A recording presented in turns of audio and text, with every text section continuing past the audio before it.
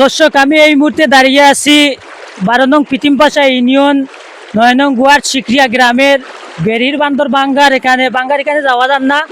পানির খুব বেশি স্পিড, এর কারণে যাইতে পারি না। এই বাঙ্গাটা ভাঙছিল গত 3 বছর আগে। বান না দেওয়ার কারণে এখন এই অবস্থা। আমরা কিছুটা বাং ঠিক করছিলাম, এলাকার মানুষ মিলিয়া যাওয়া যাইতো, কিন্তু আজকে 2 দিনের বৃষ্টির কারণে খুব বেশি পানি বাড়ছে, আবার বাঙ্গাটা ভাঙ্গি লাইছে। এলাকার মানুষ খুব বেশি আতঙ্কর মাঝে আসেন। বিশেষ করে আমার চাচার বাড়ি গেছে বারো বাঙ্গায়ও ভাঙ্গিয়া গরুর ভাঙ্গিয়া লইয়া গেছিল কি, আবারও ডুবাই লিব কিছুক্ষণের মধ্যে চাচার বাড়ি ডুবাই লিব। চাচা কিছু কইন আপনার বাড়ি নিয়া। আসসালামু আলাইকুম।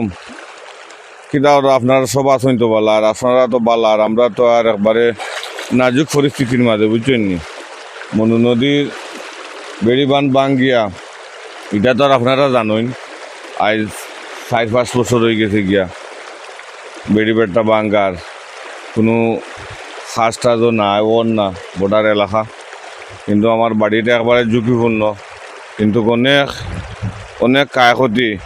গনকা শিকরিয়া গনকা আমুলি দামুলি সারা মনোহরগা বহুত মানুষে আউস গৃহস্থী করছে, এটা সারা পানি ডুবাইয়া মনোহর বহুত ক্ষতিগ্রস্ত হইব। এরপরে মাছ ইত্যাদি মিলাইয়া অনেক ক্ষতিগ্রস্ত। তাহলে বিশেষ করে আমার বাড়িটা একবারে ঝুঁকিপূর্ণ, একবারে বাঙ্গার সামনে। আমি ফারুক শিকরিয়ার, বুঝছেন নি, খুব অবস্থা খারাপ, বুঝছেন নি। এখন দোয়া করবার সবে, আর যদি শুকনা খাওয়ার মতন কিছু থাকে তো মনোহরকে হেলিকপ্টার দিয়া মনোহরকে আমরা কিছু ফাটাইতে পারেন, বুঝছেন, সহযোগিতা করতে পারেন, বুঝছেন। আর আপনারা সবার কাছে দোয়া চাই, বুঝছেন। আর আমারও বাতিজার লোকে মাতকে আপনারা, বুঝছেন, ভালো থাকা। আসসালামু আলাইকুম। সালামু আলাইকুম। দর্শক, দেখোকা আমরা 12 নং পিতিমপাশা ইউনিয়নের 9 নং ওয়ার্ডের শিকরিয়া গ্রাম। এই যে আজ থেকে 3-4 বছর আগের এই বাঙ্গাটা দিয়েছিল, এই বাঙ্গাটা কিন্তু এমন দেশ আমাদের, এমন সরকার আমাদের, এমন প্রতিনিধি আমাদের এই সাইটের। এই যে বাঙ্গাটা 3টা বছর হলো, এই 3টা বছর থেকে আমাদের এভাবে ক্ষতি করতেছে। 2-3টা গ্রাম কিন্তু এইখান থেকে মাইরা যায়। ওই যে শিকরিয়া থেকে গণকিয়া থেকে আলীনগর ও কমলাটিলা অনেক জায়গা মাইরা যায় পানিগুলা, কিন্তু কোনো একটা মানুষ দেখার মতো নেই। আমাদের কি একটা দেশে আমরা বাস করতেছি, মানুষের জনগণের কোনো কিছু দায়িত্ব নেই কারো। তো এভাবে কি করব, রোহিঙ্গার মতো আমরা বাস করতেছি, কিছু করার নেই। এই যে আমার মেয়ে একটা আজকে পরীক্ষা ছিল গোজবাগ স্কুলে, কিন্তু ওই যে পরীক্ষা দিতেই যাইতে পারতেছি না, 6-এর পরীক্ষা।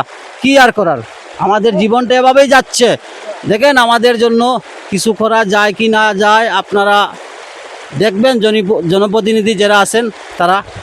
আর এই তো এখন আমরা খাবার দাবারের মতো হয়তো আজকের দিন হয়তো চলে যেতে পারে, কালকে প্রত্যেকে কি দিয়ে খাবো, কেমনে খাবো নিজেরাই জানি না, কারণ আমাদের বাড়িগুলা পানিবন্দী হয়ে গেছে, কিন্তু খাবার দাবারের কোনো ব্যবস্থা নেই। কি আর করার, আমাদের যে দেশের যে সরকার কিছু যে পাঠাবে এরকম তো মনে হচ্ছে না, কারণ 3টা বছর হলো এই বাঙ্গাটা। ওই যে আমার চাচা যে ফারুক, বেটার বাড়ি 3-4 বার কিন্তু বাঙ্গিয়া নিছে, বাড়িটা 3-4 বার ফালাইছে এই পানি দিয়া, এই বাঙ্গায়। এবারও হয়তো এখন আবার ফালাইতে পারে, কিন্তু কেউ দেখার মতো নাই। কি করার, কিছু করার নাই। তা ভালো থাকেন আপনারা সবাই। আসসালামু আলাইকুম। অত স্পিডও পানি যান না।